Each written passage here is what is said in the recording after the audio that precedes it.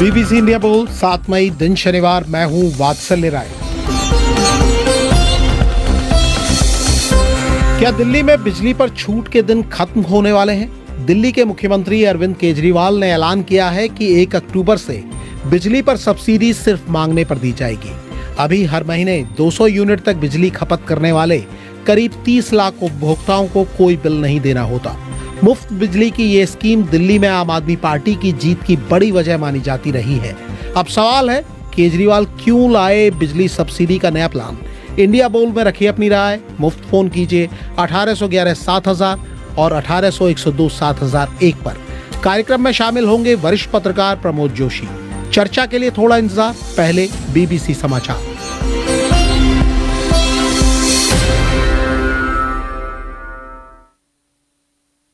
BBC समाचार।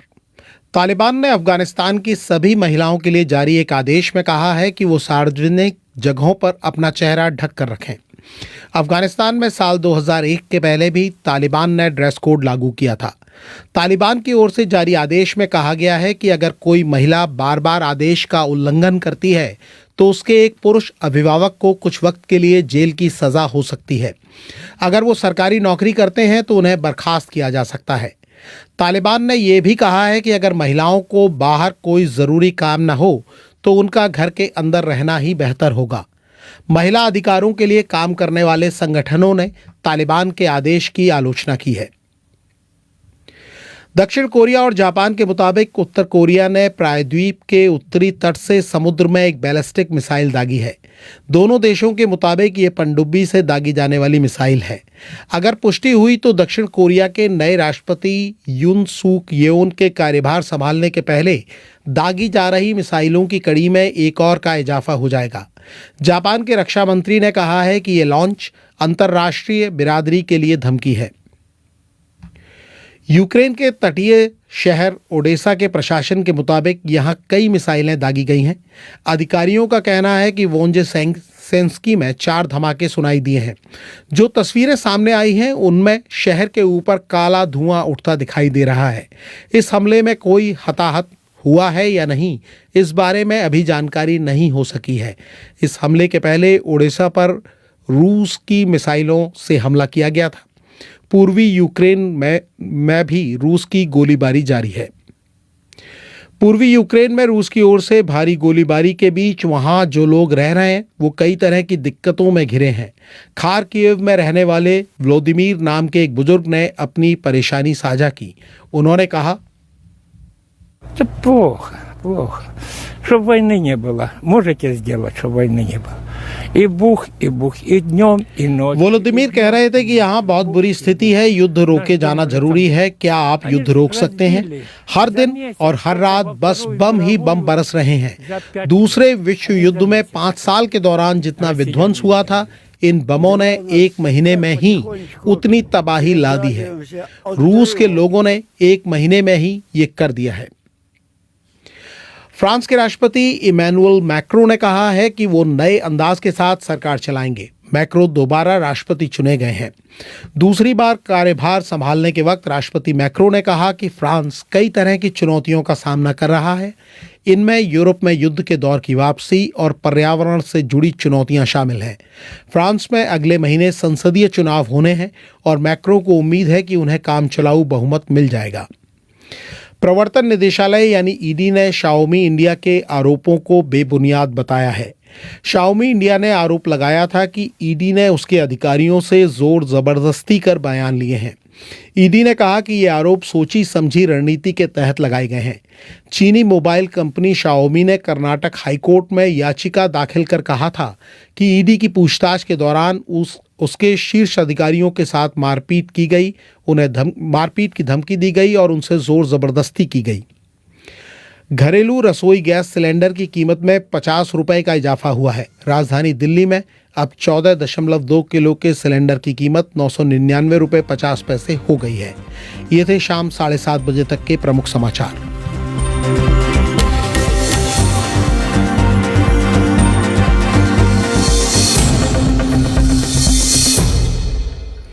Facebook और YouTube पर बीबीसी हिंदी का डिजिटल प्रसारण इंडिया बोल सुन रहे सभी श्रोताओं को वात्सल्य राय का नमस्कार।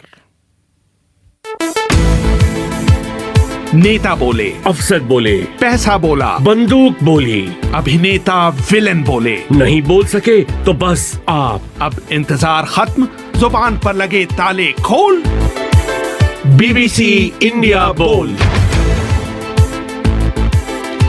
आम आदमी पार्टी दिल्ली के जिस बिजली मॉडल के सहारे देश के अलग अलग प्रदेशों में अपनी पकड़ मजबूत करने की कोशिश करती रही है, क्या वो बदलने वाला है? क्या दिल्ली में बिजली पर छूट के दिन अब खत्म होने वाले हैं? दिल्ली के मुख्यमंत्री अरविंद केजरीवाल क्यों लाए हैं बिजली सब्सिडी का नया प्लान?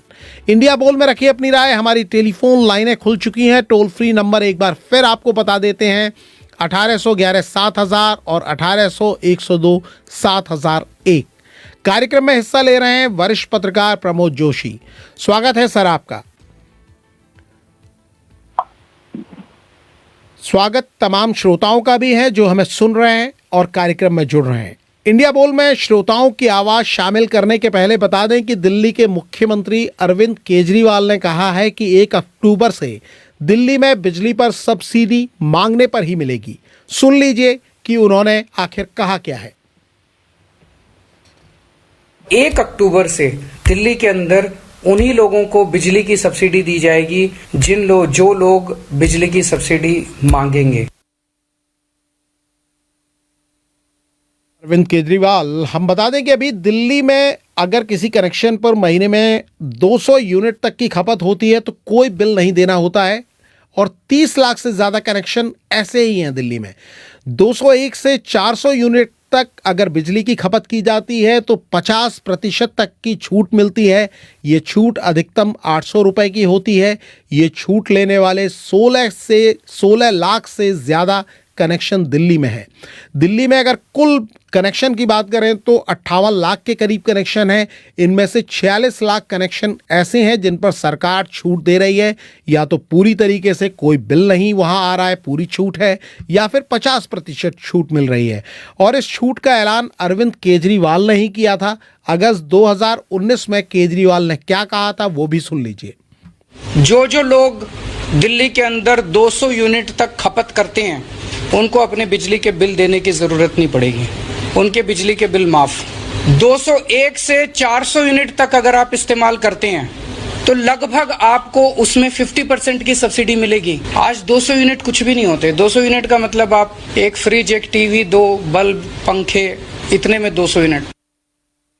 अरविंद केजरीवाल की आम आदमी पार्टी ने हाल में हुए विधानसभा चुनाव के दौरान पंजाब और उत्तराखंड में मुफ्त बिजली देने का ऐलान किया था। तब ऐसे वादों को लेकर भारतीय जनता पार्टी ने उनकी आलोचना की थी।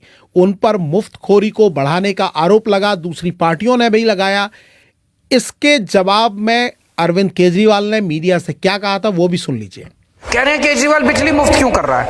वो अमित शाह जी गोवा गए, बोले केजरीवाल मुफ्त मुफ्त मुफ्त मुफ्त कर रहा है। मैं पूछना चाहता हूं, अमित शाह जी को सरकार से हर महीने कितनी मुफ्त बिजली मिलती है? 4000 यूनिट। मंत्री को 4000 यूनिट बिजली मुफ्त मिलती है, जनता के पैसे से मिलती है। मैं कह रहा हूं जनता को 300 यूनिट बिजली मुफ्त दे दो तो मिर्ची लगती है इनको। अरविंद केजरीवाल से जब भी मुफ्त बिजली को लेकर सवाल पूछा गया बीते सालों में तो उन्होंने ज्यादातर मौकों पर दावा किया कि लॉस बंद करके वो लोगों को फायदा दे रहे हैं।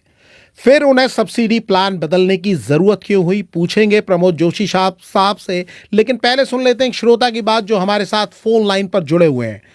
जी, अपना नाम बताइए, कहां से आप बात कर रहे हैं ये भी बताइए। सर नमस्ते, मैं विशाल झा हूँ और दिल्ली से बात कर रहा हूँ। जी विशाल जी नमस्कार, स्वागत है आपका। क्या कहेंगे आप?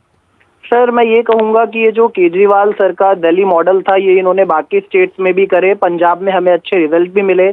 अब कहीं ना कहीं ये अपने मुफ्तखोरी के टैग को और जनता को आत्मनिर्भर बनाने की ओर ये कदम उठा रहे हैं, लेकिन इससे एक इनका वोटिंग पक्ष भी जो दिल्ली में है वो थोड़ा सा प्रभावित होगा, क्योंकि आप जानते हैं कि जो पिछली बार इलेक्शन में इनको वोट्स मिले थे उनमें एक बिजली का भी मेन फैक्टर था। वहीं सर तमाम पॉलिटिकल पार्टी इस पे इल्जाम लगाती रहेगी, लेकिन ये एक्शन इतने पहले लाने से पहले, सडनली लाने से पहले इनको सोचना चाहिए था। विशाल जी, अपनी बात रखने के लिए बहुत आभार। एक और श्रोता हमारे साथ हैं, उनकी बात भी सुन लेते हैं। जी हेलो, नमस्कार। जी नमस्कार। मैं सगोरिया स्कूल घाटी जिला मंदसौर मध्य प्रदेश से मैं बसंती लाल सूर्यवंशी बोल रहा हूँ सर। जी बसंती लाल जी, कहीं जैसे बिजली की सब्सिडी या बिजली फ्री देना, तो केजरीवाल जी तो वो काम करके दिखाते हैं, पानी बिजली सब दे सकते हैं, और उनकी सरकार जो चाहती जब तो उन्होंने राज्यों में पकड़ बनाई सर, इसीलिए पकड़ बनाई फ्री देके। बहुत शुक्रिया बसंती लाल जी अपनी बात रखने के लिए। प्रमोद जोशी साहब, मैं आपको चर्चा में शामिल करना चाहूंगा। हमारे दो श्रोताओं ने अपनी बात को बिल्कुल साफ गोई से रखा। इसके साथ केजरीवाल साहब का ऐलान है और उन्होंने भी अपने ही अंदाज में ऐलान किया और उन्होंने कहा कि कुछ लोगों ने सुझाव दिया है कि जो बिल दे सकते हैं उन्हें देने दीजिए।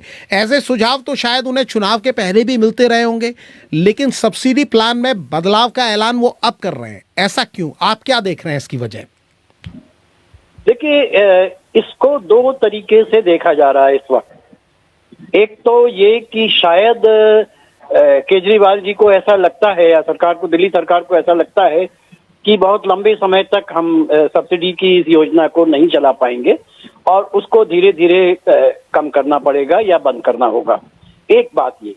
लेकिन दूसरी बात जो आम आदमी पार्टी के समर्थक मानते हैं या कहा जा रहा है कि ये एक तरीके की गुगली है उन लोगों के लिए जो दावे करते रहे हैं कि सब्सिडी देने के बजाय दिल्ली में अस्पताल खोलने चाहिए और स्कूलों में सुविधाएं बढ़ाई जानी चाहिए। तो ये उन पर एक गुगली है कि आप अपनी सब्सिडी छोड़ सकते हैं तो छोड़ें। तीसरे ये है कि जो एक प्रधानमंत्री नरेंद्र मोदी ने कुछ समय पहले गैस की जो सिलेंडर की सब्सिडी छोड़ने का आह्वान किया था और उसमें काफी बड़ी सफलता भी मिली थी, काफी लोगों ने सब्सिडी छोड़ी थी। तो संभव है कि बहुत से लोग दिल्ली के आगे बढ़ कर के आएं और कहें कि हमें सब्सिडी की जरूरत नहीं है, आप इस पैसे का इस्तेमाल किसी बेहतर जगह पर करिए, हम पैसा दे सकते हैं। तो अभी देखिए, फौरी तौर पर कोई निष्कर्ष निकालना अभी जल्दबाजी होगी, लेकिन ये है कि ये एक अब समझना होगा खासतौर से इस समय पर क्यों है, क्योंकि ये वैसे 1 अक्टूबर के बाद लागू होनी है और चूंकि आम आदमी पार्टी कई राज्यों में बाहर जाना चाहती है चुनाव में, खासतौर से हिमाचल प्रदेश का तो नजदीक है, गुजरात का है, तो क्यों ऐसा करके वो नकारात्मक, क्योंकि उसकी छवि कम से कम थोड़ी ये तो बिगड़ेगी, ऐसा माना जाएगा कि जी, जो बड़ा अट्रैक्शन है आम आदमी पार्टी को लेकर, उसमें एक मुफ्त बिजली, मुफ्त पानी का एक बहुत बड़ा योगदान रहा है। और जो हालिया चुनाव है उनमें सबसे बड़ा नारा भी उनका ये था जिससे लोग उनकी तरफ आते हुए नजर आए, और खासतौर पर दिल्ली में जो उन्हें कामयाबी मिली उसमें तो इसको एक बड़ी वजह माना गया। मैं समझना चाहूँगा प्रमोद जी आपसे कि जहाँ तक स्कूल और अस्पतालों की बात है, केजरीवाल हमेशा दावा करते रहे हैं कि वो उन पर पैसा खर्च कर रहे हैं और वो ये भी बताते हैं कि फ्री बिजली देके, फ्री पानी देने के बावजूद भी वो सरकार को, दिल्ली को फायदे में रख पा रहे हैं। मतलब उनको इतना अर्थ नीति समझ आती है। देखिए, जो दिल्ली सरकार की जो बजट है या जो आर्थिक स्थिति है, पहले उसको देखना होगा जी, क्योंकि दिल्ली सरप्लस रेवेन्यू वाला राज्य है जी। आप यूं समझ लीजिए, दिल्ली देश के सबसे तेजी से बढ़ते हुए जो जीडीपी के ग्रोथ रेट के हिसाब से देखें तो करीब 9% या उससे ऊपर की ग्रोथ है, यानी राष्ट्रीय औसत से ऊपर की उसका एवरेज रहता है। वहां की जो प्रति व्यक्ति जो जीडीपी की जो आय है दिल्ली की, वो करीब राष्ट्रीय औसत आय की 3 गुना है, यानी करीब 4,01,982 प्रति व्यक्ति आय है इस समय पर दिल्ली के नागरिक की, जबकि राष्ट्रीय जो औसत जीडीपी का औसत है पर कैपिटा वो 1,45,679 रुपए का है जी, यानी लगभग 3 गुना है। तो दिल्ली में एक यूं देखें तो दिल्ली में प्रति व्यक्ति के पास पैसा देने की स्थिति भी है, लेकिन फिर भी अगर आप औसतन मान लें 6 रुपया 1 यूनिट और 200 यूनिट को ही मान लें तो करीब करीब 1200 रुपया महीना दिल्ली में लोगों को हर महीने खर्चा कम करने का मौका मिलता है। जी बिल्कुल। तो ये एक आकर्षक बात है और इसके लिए इससे उन्होंने, आप जानते हैं, राजनीतिक कमाई भी अच्छी हुई है और उनको बहुत बड़ी सफलता भी जी, मिली। बड़ी ये कामयाबी मिली है और उन्होंने बार बार इसका क्रेडिट भी लिया है। प्रमोद जी, मैं आपके पास लौटूंगा दोबारा इस अंकगणित को लेते हुए। दो श्रोता हमारे साथ और जुड़े हुए हैं, उनकी बात भी हम सुन लेते हैं। जी, अपना नाम बताइए। जी नमस्ते सर। नमस्कार। मैं वात्सल्य राय जी को और हमारे जो विशेषज्ञ महोदय उनको मेरा सादर प्रणाम। जी, मैं रामजी प्रसाद सासामुसा गोपालगंज बिहार से बोल रहा हूँ सर। जी रामजी प्रसाद, अपनी बात रखें। सर, जैसे मोदी जी के आह्वान पर देश के अधिकतर लोगों ने रसोई गैस की सब्सिडी छोड़ दी। हालांकि यह भी सही है सर कि बाद में उन्होंने जबरदस्ती छुड़ा दिया। तो उसी तर्ज पर केजरीवाल ने भी यह आह्वान किया है सर कि जो भी सक्षम लोग हैं वे बिजली पर अपनी सब्सिडी को छोड़ दें ताकि दूसरे मद में उस पैसे को खर्च किया जा सके।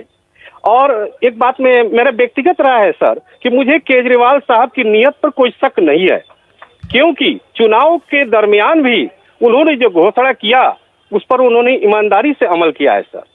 जी, कितना अमल किया है प्रमोद जोशी जी से पूछेंगे। आधी बात आपने वही कही है जो प्रमोद जी ने अभी कहा था, और एक और श्रोता इस बीच में हमारे साथ जुड़े हुए हैं, उनकी बात भी सुन लेते हैं। जी, अपना नाम बताइए, कहाँ से आप बात कर रहे हैं ये भी बताइए।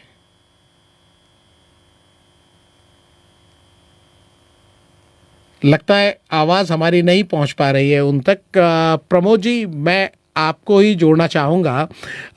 जैसा अभी हमारे एक श्रोता कह रहे थे कि जिस तरह का आह्वान मोदी जी ने किया उसी तरह का केजरीवाल ने किया, लेकिन केजरीवाल ने सीधी अपील नहीं की है। उन्होंने कहा कि उन्हें लोगों ने सलाह दी, बल्कि वो दूसरी तरफ कह रहे हैं कि जनता की तरफ से सलाह आई जिस पर वो अमल करने जा रहे हैं। और जहाँ तक अभी हम लोग अर्थ गणित की बात कर रहे थे तो उसको भी अच्छे से समझते हैं, आंकड़े उनकी टेबल पर रहते होंगे। मीडिया में जो आंकड़े हैं उसमें यह है कि 2015-16 में दिल्ली सरकार ने जितना सब्सिडी का बोझ सहा उससे अभी तक 125% ज़्यादा बोझ बढ़ गया है। 2015-16 में यह आंकड़ा 1442 करोड़ के करीब का था और 2022-23 के लिए 3340 करोड़ रुपए अलॉट किए गए हैं, जो कि आंकड़े हैं। हर साल उपभोक्ताओं की संख्या बढ़ रही है और बोझ भी बढ़ रहा है, लेकिन जो शुरुआत में आकलन किया गया होगा उससे कहीं ना कहीं समीकरण अब बदल गए हैं। लेकिन वो सीधी बात नहीं कर रहे हैं, घुमा फिरा के चर्चा कर रहे हैं। कैसा, क्या आप समझते हैं, क्या वजह है? देखिए, उन्होंने जो बात कही है वो उसमें राजनीति भी है एक प्रकार की, क्योंकि उन्होंने जनता को अपने साथ लेने का प्रयास नहीं किया है जी। उन्होंने ये कहा है कि मुझे लोगों ने पत्र आते रहते हैं जिसमें ऐसा ऐसा कहा गया है, इसलिए हम ये एक ऑप्शन दे रहे हैं। लेकिन जो देखने वाली बात होगी, हम अभी जो आंकड़े जो आपने बताए हैं उसको देखने के पहले एक और चीज देखें कि इसकी प्रक्रिया क्या होगी। यानी क्या सरकार अपने आप कुछ सभी लोगों से एक ऑप्शन मांगेगी, या जो लोग ये कहेगी कि आप जो खत्म करना चाहते हैं वो अपने नाम दें और बाकी लोगों को जारी रखेगी, या कोई नया किस्म का फॉर्मेट आएगा। अभी ये देखना पड़ेगा एक चीज, वो अभी मुझे लगता है कि अगले कुछ हफ्ते में, क्योंकि अभी जल्दी है, अभी तो समय भी है, इस बात सामने आएगी कि वो किस प्रकार से ये इसको संचालित करेंगे। दूसरे ये कि ये जो कार्यक्रम है, देखिए दिल्ली करीब 75,000 करोड़ का बजट होता है दिल्ली का, करीब 5.1% के आसपास बैठती है ये धनराशि, और कोई मुश्किल नहीं है, दिल्ली ये सब्सिडी दे सकती है। लेकिन जो इसमें जो पेच आएगा और आ रहा है वो पंजाब के साथ जुड़ेगा जी। देखिए, दिल्ली एक सरप्लस अच्छी खासी ऐसी इकोनॉमी है जो कि इसको अफोर्ड भी कर सकती है, बल्कि दिल्ली ने और भी 3-4 काम कर रखे हैं, जैसे बिजली पानी का तो है ही, 20,000 लीटर तक का पानी है। अपने वरिष्ठ नागरिकों को तीर्थ यात्रा की भी वो सुविधा दे रही है 1100 नागरिकों को। इसके अलावा बताया, जो दावा किया जाता है वो कि हमारी मोहल्ला क्लिनिक में MRI तक मुफ्त हो जाती है। तो ये कितना है कितना जी, नहीं है, वो दावे कई हैं इनके, लेकिन अगर हम बिजली पर ही रहते हैं और जैसा आपने पंजाब की बात की, तो पंजाब में 300 यूनिट बिजली मुफ्त देने की बात की गई थी चुनाव के पहले, लेकिन वो उन्होंने घोषणा की है कि 1 जुलाई से करेंगे। वो किंतु परंतु के साथ है कि 1 किलोवाट का कनेक्शन होगा या ये शर्तें होंगी, यानी वहां पर साफ तौर पर दिल्ली जैसा मॉडल नहीं पंजाब में लागू होता दिख रहा है। देखिए, दिल्ली की और पंजाब के फर्क यह है, एक तो दिल्ली खुद बिजली जनरेट नहीं करता है, दिल्ली बिजली खरीदता है और उसको नागरिकों को देता है। दूसरा, दिल्ली की अर्थव्यवस्था कहीं बेहतर है पंजाब की अर्थव्यवस्था के मुकाबले। पंजाब का जो राज्य विद्युत परिषद है उस पर पहले से ही कर्जा है और उसके लिए वहां की जो सब्सिडी की रकम होगी, जैसे दिल्ली में आपने बताया 3,300 कुछ करोड़ की होगी, वहां पर 11-1200, हालांकि वहां पर भी कोई कंज्यूमर का नंबर बहुत बड़ा नहीं है दिल्ली के मुकाबले, लेकिन वहां 11-1200 करोड़ या इससे भी ऊपर की ये धनराशि की आवश्यकता पड़ सकती है। इस बीच में एक और श्रोता हमारे साथ जुड़ गए, उनकी बात भी सुन लेते हैं, वो कुछ कहना चाहते हैं। जी, अपना नाम बताइए, कहाँ से आप बात कर रहे हैं ये भी बताइए। नमस्कार सर, जी, अल्मोड़ा से बोल रहा हूँ, इंद्रजीत भानु। जी इंद्रजीत जी, क्या कहेंगे आप? सर मैं ये कहना चाहता हूँ कि जो फैसला है बिजली का बिल से संबंधित, इसमें जो लोग छोड़ना चाहते हैं सब्सिडी उसको छोड़ें और जो चाहते हैं कि सब्सिडी मिले वो उनको दी जाएगी, तो एक तरीके से जो दिल्ली सरकार की आर्थिक स्थिति है उसको थोड़ा सा बेहतर करेगा और उसका जो लाभ है वो कहीं ना कहीं किसी दूसरे खर्च में जो है जनता को ही मिलेगा कहीं ना कहीं। यानी अगर सब्सिडी छोड़ते हैं कुछ लोग तो जनता को उसका लाभ मिलेगा। एक और श्रोता हमारे साथ हैं, उनकी बात भी सुनते हैं। जी सर नमस्कार, राकेश दुबे सुल्तानपुर उत्तर प्रदेश से बोल रहे हैं सर। जी नमस्कार दुबे जी, क्या कहना है आपका, बताइए। जी सर, रंगा सियार बकुला भगत जैसे हो गए हैं ये लोग। कृपया करके फ्री की राजनीति आप हिंदुस्तान से छोड़ दीजिए साहब, इतिहास पढ़िए, वर्तमान में श्रीलंका को देखिए, यकीन करिए। हमारे यहाँ एक कहावत है सर सुल्तानपुर में कि बाप का कर्म बेटों को भुगतना पड़ता है। आप फ्री देख कर चले जाएंगे और हमारे आने वाली नस्लों को इसका भुगतान करना पड़ेगा इस देश को। जी सर। जी दुबे जी, अपनी बात रखने के लिए बहुत शुक्रिया। दुबे जी कह रहे हैं कि फ्री नेता दे देते हैं, जनता को भुगतान करना पड़ेगा, लेकिन जब केजरीवाल ने ये ऐलान किया था तो हमारे साथी दिलनवाज पाशा दिल्ली के लोगों के बीच पहुंचे थे और उनसे पूछा था कि क्या वो अभी मिल रही छूट छोड़ना चाहेंगे। लोगों ने क्या कहा वो आपको सुना देते हैं, क्योंकि दिल्ली के लोग भी सुनना चाहेंगे कि बाकी लोग क्या कह रहे हैं। अच्छा, क्या आप छोड़ेंगे? नहीं छोड़ेंगे। आप क्यों नहीं छोड़ेंगे? क्या आप सक्षम नहीं है? ये हमारा पैसा है, सरकार हमको दे रही है, मैं क्यों छोड़ूंगा? बिल्कुल नहीं, यदि हमें दिया जा रहा है क्यों छोड़ेंगे? हम कहेंगे कि सबके साथ संभाव रखें, सबके साथ करें जो आप कर रहे हैं। नहीं, छोड़ने का तो कोई विषय नहीं है और मैं चाहता हूं केजरीवाल जी से, मुख्यमंत्री जी से मैं रिक्वेस्ट करना चाहूंगा स्पेशली कि वो इसको ऐसे ही सभी के लिए कंटिन्यू करें। और छोड़ेंगे क्यों? जब इन्होंने पहले दे दी तो क्यों छोड़ना चाह रहे हैं? हम तो नहीं छोड़ेंगे भाई। और मान लो सरकार ने बंद कर दी तो क्या होगा? बंद कर दी तो जब देखी जाएगी फिर कौन वोट देगा? एक यही तो इसने सुविधाएं दी हैं केजरीवाल ने, और क्या दिया है? क्यों छोड़े? कोई नहीं छोड़ेगा इसको, तो जो मिल रही है तो मिलनी चाहिए। केजरीवाल सरकार जो आई थी उसका मेन मुद्दा क्या था? बिजली और पानी। आगे भी तो इलेक्शन होंगे, नहीं तो उसके लिए है ना एक क्राइटेरिया बना दे भाई, करोड़पति आदमी वो छोड़ दे सब्सिडी। ये दिल्ली के मयूर विहार इलाके के निवासी थे जिनसे बात कर रहे थे हमारे साथी दिलनवाज पाशा। प्रमोद जोशी जी, जो हमने आवाज़ें सुनी, ज़्यादातर की राय लगभग एक सी, भले ये कहा जा सकता है एक इलाके के लोग थे इसलिए एक सी राय हो सकती है, लेकिन फिर भी यहाँ जो विचार लोगों ने अपने व्यक्त किए इस सवाल को लेकर कि क्या वो छोड़ेंगे, तो ज़्यादातर ने कहा नहीं, अगर सरकार बंद कर देती है तो भी लोगों ने अपने जवाब दिए, अपने अंदाज में दिए। कैसे आप देखते हैं इसे? देखिए, जो बात आपने सुनी उसमें 2-3 तरह की बात देखिए। एक तो ये कि एक ने कहा कि केजरीवाल ने दिया ही क्या है, इसके अलावा हम क्यों छोड़ दें। एक ने कहा कि ये तो हमारा ही पैसा है, हमारे ऊपर ही खर्च हो रहा है। जी देखिए, बात जनता को यही लॉजिक समझ में आता है और एक सुविधा अगर मिल गई है तो कोई उसको छोड़ना नहीं चाहेगा। पर जो एक अर्थशास्त्री के रूप में अगर आप बात करें तो देखना ये होगा कि क्या वरीयता में ये मुफ्त बिजली देकर के दिल्ली का लाभ है या इसके अलावा कुछ और भी किया जा सकता था। इस पैसे का कहां पर और इंतजाम होता, और क्योंकि आखिरकार हमारे घर की सब्जी, पानी और क्या क्या चीजें ऐसी हैं जो सरकार मुहैया कराएगी, तो क्या सुविधा और हो सकती थी। जैसे दिल्ली में सड़कों का, पुलों का, अगर आप दिल्ली के बजट पर देखें तो उसमें खर्चे पूरे नहीं हैं या कम किए हैं हमने। इसके अलावा दिल्ली में अगर आप देखें, दिल्ली के बाजारों में महिलाएं खरीदारी करने जाती हैं और टॉयलेट की एक बड़ी प्रॉब्लम होती है। तो ऐसी बहुत सारी समस्याएं हैं जो दिल्ली के नागरिकों के लिए सार्वजनिक रूप से उपलब्ध कराई जा सकती हैं, लेकिन वो अपेक्षाकृत कम है, नहीं हो पा रही है। जी, तो हमें देखना होगा कि क्या दिल्ली महानगर, और दिल्ली की आबादी लगातार बढ़ रही है। देखिए, बाहर के लोग नौकरी करने यहाँ आते हैं, आप पूरा दिल्ली का जो कम से कम उत्तर भारत का जो एक बड़ा समुदाय ये समझता है कि दिल्ली में काम है। तो दिल्ली को लगातार लोगों के लिए, नए आने वाले लोगों के रहने की व्यवस्थाएं, उनके आवागमन की व्यवस्थाएं, जैसे ट्रांसपोर्ट की व्यवस्थाएं, ये सारी चीजें भी देखनी होती हैं। तो ठीक है, सब्सिडी और पानी ने ये जो बिजली की ये किया है कि दिल्ली एक मॉडल बन गया।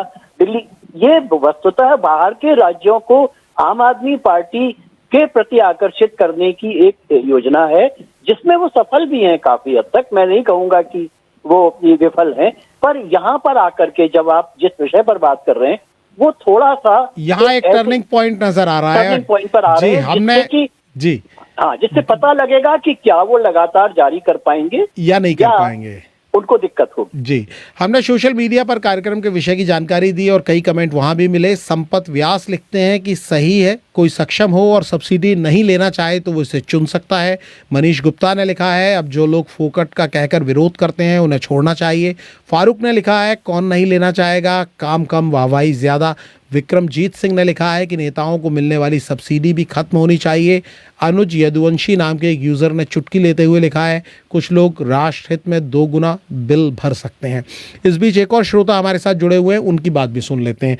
जी, अपना नाम बताइए और क्या कहना है आपका इस मुद्दे पर, बताइए। हाँ सर, मैं सुरेंद्र सिंह रावत बोल रहा हूँ, राजसमंद जिले की भीम तहसील से। जी सुरेंद्र सिंह जी, क्या कहेंगे आप? सर मैं ये कहना चाहता हूँ, मैं पैसे से शिक्षक भी हूँ जी, तो मैं ये कहना चाहता हूँ सर, ये फ्री कब तक? आखिर कम से कम रोजगार के अवसर बढ़े, कहीं कल कारखाने लगे तो लोग जिंदगी भर कमा के खा सकते हैं। हाँ, ये फ्री तो कब तक? हाँ, बहुत अच्छा आपका एक सवाल है, अभी हम पूछते हैं प्रमोद जी से। एक और श्रोता है, उनकी बात भी सुन लेते हैं। जी, अपना नाम बताइए, क्या कहना है आपका, ये भी बताइए। जी, अगर आप हमारी आवाज सुन पा रहे हैं तो अपनी बात रखिए। जी नमस्कार सर। नमस्कार जी सर, मैं ये कहना चाहता हूँ जी, अपना नाम बता दीजिए। जी, मेरा नाम अमोल है, मैं महाराष्ट्र कोल्हापुर से। जी अमोल जी, हाँ रखिए अपनी बात। जी मेरी बात यह है कि सर, जो भी है, जो फ्री में कुछ भी चीज नहीं देना चाहिए। अगर बिजली बनाने में जो खर्च आता है, अगर आप सबको फ्री में बांटते चलेंगे तो आपका जो बिजली का जो खर्चा होता है वो आप कैसे दे कैसे निकालेंगे? अच्छा सवाल है। हाँ, इससे भी प्रमोद जी जी जी अमोल जी, हाँ आप जनता के टैक्स से ही दे देंगे ना सर। तो जनता से जो पैसा ले रहे हैं, हाँ, जी हर हाल में जनता को देना पड़ेगा, चाहे आप किसी को फ्री दो या फिर सरकार चलती है तो जनता के टैक्स से ही चलती है सर। जी, एक और जी, तो प्रमोद जोशी साहब, समय क्योंकि कम है, कार्यक्रम के आखिर में हम पहुंच रहे हैं। दोनों हमारे जो श्रोता सुरेंद्र सिंह और अमोल दोनों ने ही कहा कि कब तक फ्री दी जाएगी और फ्री नहीं देना चाहिए, लेकिन जब इलेक्शन आते हैं तो कहीं बिजली फ्री, कहीं राशन फ्री, कोई स्कूटी और टीवी फ्री देता है, तो ये उस समय तर्क अलग होते हैं। चुनाव हो जाने के बाद, नतीजे के बाद राजनीतिक दलों के तर्क अलग होते हैं। कैसे आप इसको देखते हैं? देखिए, एक चीज है, आपने जिस समय पर ये कोरोना का पिछले वर्ष प्रकोप देखा जी, उस समय आपने दिल्ली के अस्पतालों में भी दिक्कतें देखी। क्या ही अच्छा होता अगर यही पैसा हम, जैसे अभी भी इस बजट में जो पिछला बजट हाल में पेश किया है दिल्ली सरकार ने, उन्होंने 4 नए अस्पताल बनाने की और कुछ नए स्कूल वगैरह खोलने की बात कही है। ये नए अस्पताल क्यों ना पहले पिछले वर्षों में नए बना दिए गए होते या उनमें और सुविधाएं बढ़ा दी गई होती तो शायद उस प्रकार का कष्ट नहीं होता। ये 1200 रुपए की औसत जो सब्सिडी हर परिवार को मिलती है, यही पैसा लगा करके अगर उसी परिवार के लिए कुछ ऐसी सुविधाएं दिल्ली में उपलब्ध करा दी जाए जो उसके जीवन को या उसके स्वास्थ्य की रक्षा करती, ऐसे और बहुत सारे हमें ये वरीयताएं ढूंढनी होंगी। लेकिन वस्तुतः ये एक राजनीतिक एजेंडा था जी, जिसमें तो मैं लोगों के 30 दिमाग सेकंड में आपसे समझना चाहूंगा प्रमोद जी कि आपको क्या लग रहा है कि ये सरकार फेज आउट करने जा रही है जो फ्री था दिल्ली सरकार, या क्या होने जा रहा है? देखिए, मुझे पहली नजर में यही लगा कि सरकार चाहती है कि जोर का धक्का ना लगे, इसलिए धीरे धीरे इसको वापस लिया जाए। लेकिन यदि ऐसा नहीं है, अगले कुछ महीनों में या कहिए कि 1 साल में ये स्पष्ट होगा और सरकार को फेज आउट करना भी चाहिए, क्योंकि ये ऐसी योजनाएं सरकार को लोकप्रियता तो दे सकती है कुछ देर के लिए, लेकिन बोझ बहुत बढ़ा देती हैं। हाँ, बहुत अच्छी अर्थव्यवस्था नहीं होगी। जी, वक्त हमारे पास इतना ही है। कार्यक्रम BBC हिंदी की वेबसाइट के पॉडकास्ट सेक्शन में जाकर आप कभी भी सुन सकते हैं। चर्चा में हिस्सा लेने के लिए प्रमोद जोशी साहब, आपका बहुत शुक्रिया। सभी श्रोताओं का भी आभार। स्टूडियो का संचालन किया राजेश चौहान ने। वात्सल्य राय को दीजिए अनुमति। नमस्कार।